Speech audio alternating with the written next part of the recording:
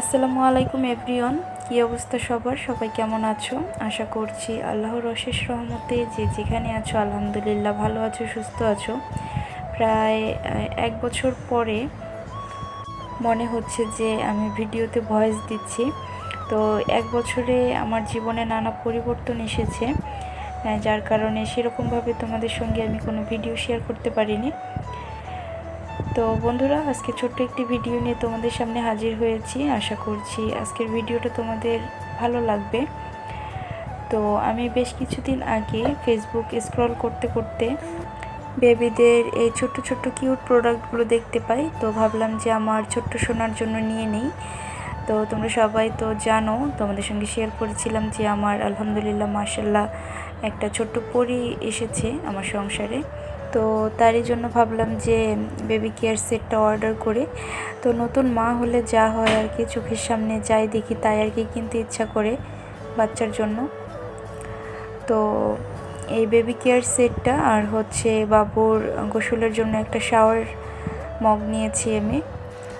তো দুটোই তোমাদের সঙ্গে শেয়ার করছি।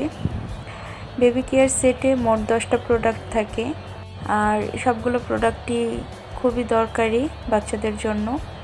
তো এখানে কি কি আছে তোমরা সবাই দেখে নাও।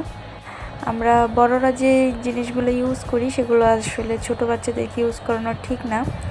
তো তাদের জন্য যদি এরকম একটা বেবি কেয়ার সেট থাকে তাহলে অনেক সুবিধা হয়। তো এখানে ছিল একটা হেয়ার ব্রাশ ছিল, হেয়ার কম্ব ছিল, থার্মোমিটার ছিল, নেল কাটার ছিল, কাঁচি ছিল, নাক কান জিহ্বা পরিষ্কার করার জন্য সিলিকনের 3টা জিনিস ছিল, আর হচ্ছে ডিজিটাল থার্মোমিটার, ওষুধ খাওয়ানোর ড্রপার। তো এগুলা কিন্তু আমাদের সবসময় লাগে বাচ্চাদের জন্য।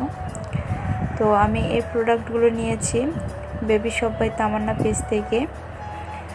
তো 2 দিন আগে অর্ডার করেছি, আর 2 দিনের মধ্যে আসলে ডেলিভারি দিয়ে দিয়েছে। আর এখানে বাবুর জন্য একটা শাওয়ার মগ নিয়েছিলাম।